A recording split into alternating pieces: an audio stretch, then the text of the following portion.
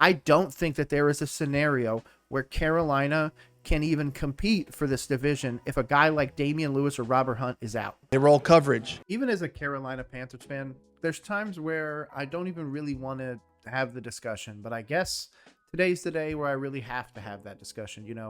I really thought about it, and no matter where I keep wanting to go with this, whether or not I want to even go after my quarterback, Bryce Young, or if I want to attack the defense or anything, I think that the one problem that we're not seeing right now is the continuity and the offensive line. So maybe that's kind of where we need to start with this. Obviously, we know Dave Canales comes in and immediately changes the health and the floor of the offensive line like that. How did he do that? He brought in guys like Robert Hunt and Damian Lewis. I mean, that's pretty solid, right? Last year we played 14 offensive linemen. Honestly, ended up probably ranked top 10 in the NFL. So with that, I was happy. We're also paying them like top 10 offensive linemen. This is what we finished with at the end of last year, though. I say that, but our pass blocking efficiency was 30th according to ESPN's pass block win rate, 12th in PFF's pass blocking efficiency rate, 85.9, up from 27th in 2023. When it comes to run blocking, though, I mean, we were the dudes. Top 12 for sure. 10th on ESPN's run block win rate. Top 12 in rushing success rate with 42.7%. And, of course, that 2.4 yards before contact per rush. That is obviously indicative of a really great offensive line that's able to move, not only the running back, but able to move the other lines. And especially given some of the other defensive lines that we went up against, oh my God, that was great. But it's really when we get into those individual breakdowns of who those guys are and where they were graded that it really starts to show you who it was doing it. PFF graded Ikem Ekwonu 71.7 overall with an 80.5 run blocking. Damian Lewis with a 75.5. Austin Corbett with a 62.2. Robert Hunt with a 67.7. Taylor Moton with 77.2. And obviously this unit finished 7th in PFF's overall offensive line grading. Of course, on top of that, all 5 starters missed time due to injuries, but the unit maintained efficiency. The group is also starting to get older as Moton approaches 31 and Corbett is 30. Rushing yards last year, obviously, 2,212 rushing yards. I mean, man, we're able to run it through some guys like legit. But now this is where we move into 2025. And obviously, shout out Kenneth. I think the issue that we're going to have this year is the offensive line. Last year it was a strength, but as I've always said with my Carolina Panthers, we seem like a roller coaster. We're really good at one thing one year, but then we suck the next year. I don't really know how that's going to happen because we do have a pretty insane wide receiver core. Same thing with the running back room.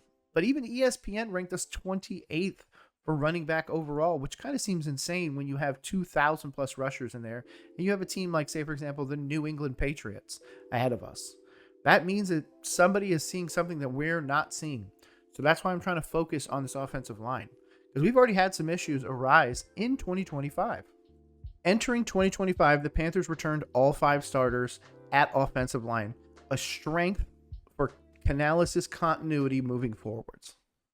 However, during training camp starting in late July, we have already seen injuries raising concerns about depth and regression risks, especially with our older group of Taylor Moton and Austin Corbett. No major offseason injuries have been reported yet, but camp has continually tested us.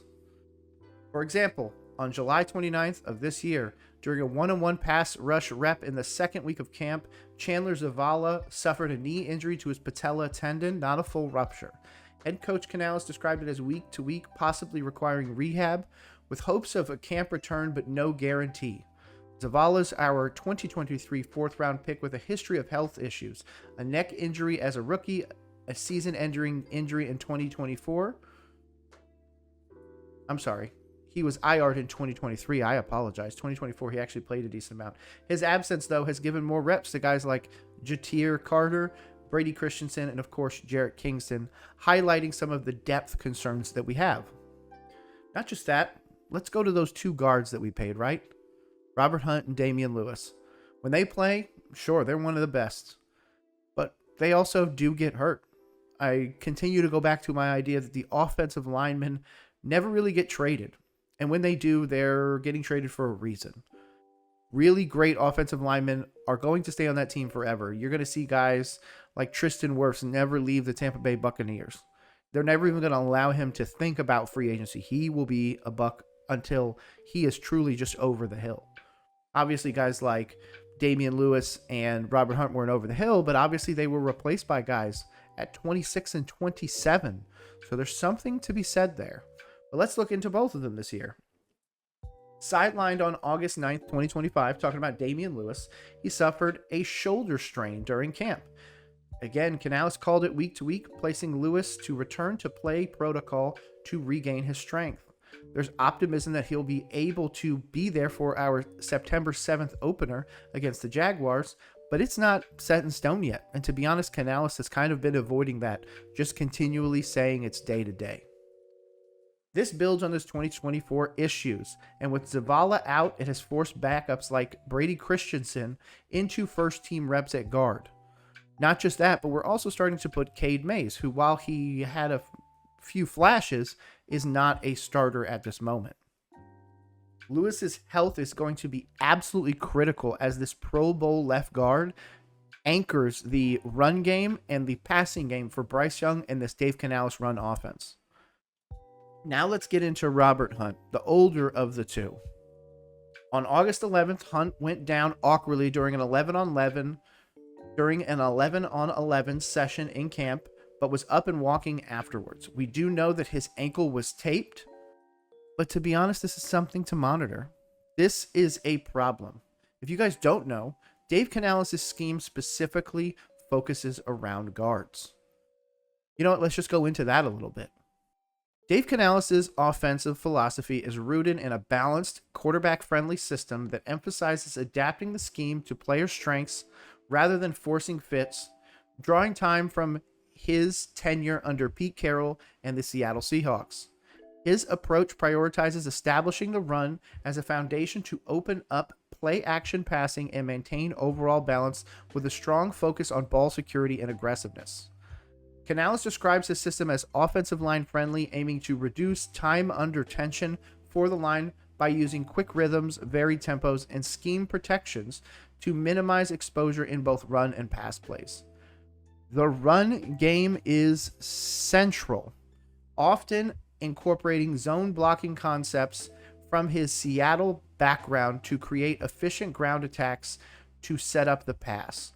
Pass protection focuses on creating clean pockets for a quarterback, leveraging analytical insights to scheme open receivers and avoid high-pressure situations.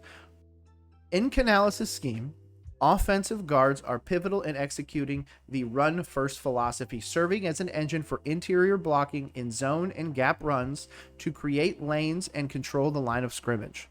They contribute to the run game by sealing edges, pulling on counters, and winning at the point of attack to sustain drives and set up play action. In pass protection, guards handle the interior rushers, stunts, and blitzes, ensuring that the quarterback has time to operate in a system that relies on rhythm throws. Their role is integral to maintaining balance, as weak guard play can undermine the run establishment and expose the quarterback, directly impacting the offense's efficiency. Guards hold significant importance in Canales' scheme, comparable to centers for their role in run establishment and interior protection, but slightly below tackles, which are critical for edge pass rushes and play action sets. Centers like Austin Corbett, who moved in 2024, handle calls and snapping, though guards are a focal point for run efficiency as evidenced by Canales' heavy investments. Unlike tackles, which protect the quarterback's blind side, guards support a collective line effort, but are not merely supporting. Weak guards can collapse the run game, making them critical rather than a secondary position. So now I sit here and I ask you, is there a scenario where Carolina is all hands on deck, where Carolina's offense starts out really well, but as the team starts to go, so does the injuries, and maybe that's what separates this team from 7 wins and what separates them from 10 wins? To be honest, I'm willing to go out on a limb and say that this center guard position, again, Damian Lewis not playing in this preseason week 2, Robert Hunt might play, and if he does, it's going to be limited snaps. But overall, that offensive line depth is what concerns me. I don't think that there is a scenario where Carolina can even compete for this division if a guy like Damian Lewis or Robert Hunt is out. I mean, I don't think that's a far-fetched thing to say at this point, especially given that the Canales scheme runs so much with guards, the zone run scheme. So I want to know your thoughts. Is it the offensive line? Is it something more? Am I way too early about this? Or was Kenneth right again? Let's find out after this preseason week 2 game. The Texans are either going to do something or they're going to get got. I can't wait for it. Can't wait to see you there. My name is Nick. This has been Roll Coverage. Peace. I really appreciate you making it this far. It helps out the channel, and I cannot thank you enough.